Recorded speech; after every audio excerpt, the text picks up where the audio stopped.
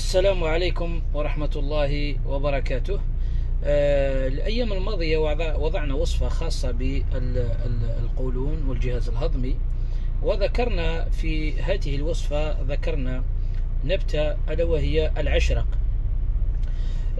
بعض التعليقات كانت عن عدم معرفة عشبة أو نبات العشرق، لذلك طلب مني بعض أوفياء الصفحة أن أشرح لهم فوائد هذه العشبة أو هذه النبتة إن صح التعبير.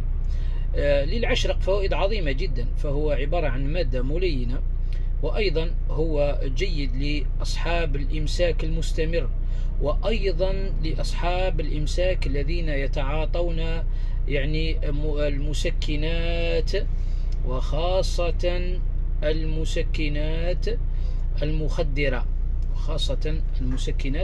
المخدرة، أيضا جيد للجهاز الهضمي ككل، وهو منظف عام للقولون، له فوائد عظيمة.